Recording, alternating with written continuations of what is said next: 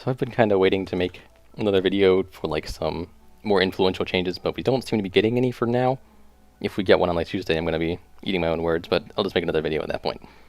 But I just want to go over my updated thoughts on Ellie and how I feel it's kind of performing and what I think the weaknesses and strengths will be, stuff like that. And then there was one fairly significant change that I do want to go over. Basically, it's not actually a change, but it's like a confirmation that Flame Shock no longer being the catalyst for Lava Burst always critting is confirmed to be intentional. So you can now cast Lava Burst on anything you want and have it do full damage without Flame Shock, which is excellent. I cannot stress enough how much this is a good change. That has been one of the things that's been holding Ellie back in terms of being able to target swap for years, decades. Like, it's been such a big problem since I started playing Ellie that I'm so glad they finally decided to get rid of that interaction there. But one of my main concerns about Ellie right now is AoE being, for one, a very long ramp up. The Maelstrom generation and Earthquake costs going up has left us with a need to cast quite a few Chain Lightning. So let's test this with that high voltage. We got 1, 2, 3, 4, 5. Aha, the 5th one gave me some overload, so I got a proc. Or I got overload procs, so I got Earthquake down. But that was 5 Chain Lightnings for 1 Earthquake. That is a very long ramp up time. And that's even with unlimited power giving us more haste, so we can cast Chain Lightnings faster. If we didn't have that, it'd be even longer if we were running a Ascendus or something on like a raid boss. But basically, our ramp up time is massive. It's so long that I was doing some Mythic Dungeons with guildies, and I kind of realized that in order to do damage on a pack, I'd have to basically do damage on every other pack. I might be able to drop 1 Earthquake, and then I would have to just build and sit on my Maelstrom, and then use it on the next pack, because if I used the Earthquake on the prior pack, it would only tick like 4 times, maybe 3, wouldn't do its full damage, and I'd have no Maelstrom going into the next pack. And then my next pack damage would be abysmal, like actually terrible. I'd be like doing healer damage, literally below the healer on some pools. So I kind of found that I had to like carry over my Earthquakes, use like 1 per pack or something, and make sure I always had like at least 50 Maelstrom going into the next pack. In this gameplay, it is a workaround, but it is, in my opinion, very boring. And, well, I'm almost always all for more skill caps. This one is not one I actually like to have. I'd rather be able to do that damage whenever I go into a pack. I'd rather be able to do some damage within the first like 2 Chain Lightning, something like that. If they want to make Chain Lightning do more damage and just like have it balanced that way, I guess that's one workaround. That would make the ramp up time not a big problem. But that still leaves my main problem with AoE being it's very boring.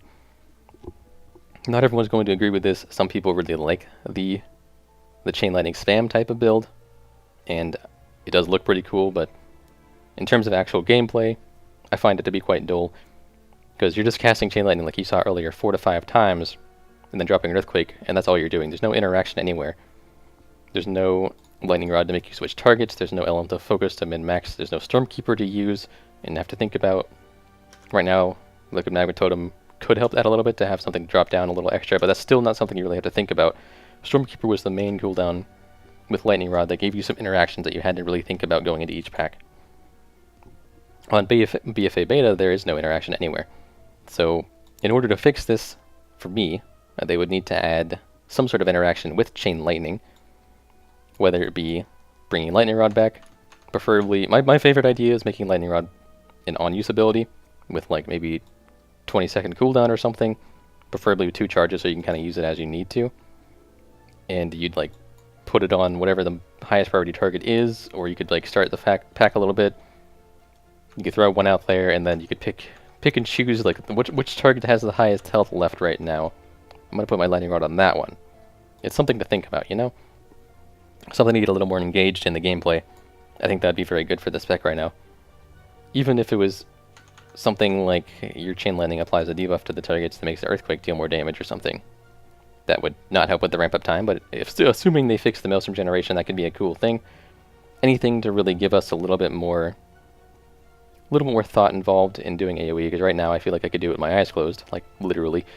It's only 2 buttons. You just have to place your mouse where the targets are, and then you just repeatedly hit these 2 keybinds, and you can do as much damage as anyone else.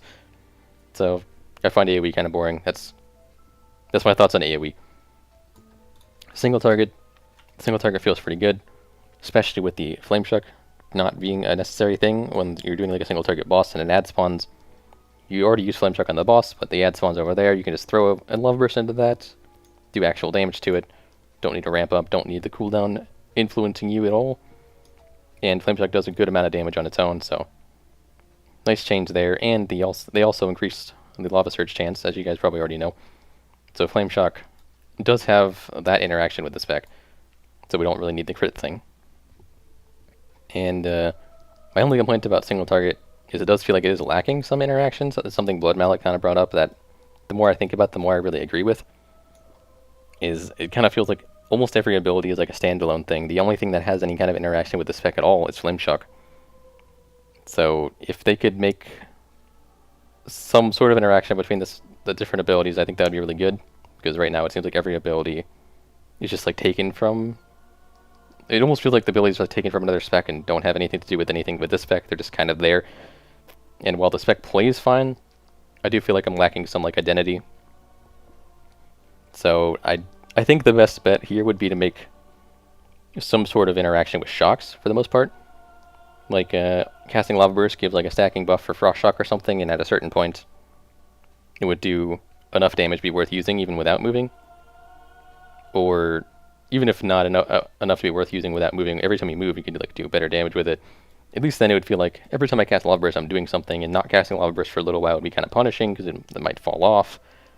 Gives you something to do within the spec, that's a little mini game or something, you know. Anything like that would be good. I don't really have any specific good ideas right now. Maybe I will in the future. Maybe the other Storm with a lot of guys will. I know someone's doing something right now in terms of that, so maybe we'll have some more stuff on the forums about that. But that's my quick thoughts on the spec. And mechanically, damage-wise, I think we're doing decent right now if we get the right traits. I don't really know how to compare that well. But comparing myself to Guildies in dungeons, it seemed like I was somewhere around middle of the pack. Sometimes my single target damage got beat by the healer. I don't really know how to stop that from happening, but my AoE damage, if I got to ramp up, was usually decent. If I didn't get to ramp up, it was also beat by the healer, though. So there's some problem areas, but I think overall, Ellie's looking to be decent. It has a pretty... problem is right now, it has like a pretty open toolkit. There's no thing that it's like good at. And I never really realized how important that is until now. Like, even in Legion, Ellie was good at AoE, so you got invited to something. But right now, if it's not good at something, it's not going to be really good at anything. That makes sense. I don't know. I'm like rambling, but it feels like single target's okay, AoE's okay, utility's okay. There's nothing stands out as being good. So I'm hoping they can fix that, and that's a very simple thing to fix. They just need to tune it right. But anyways, that's my thought on Ellie damage as well.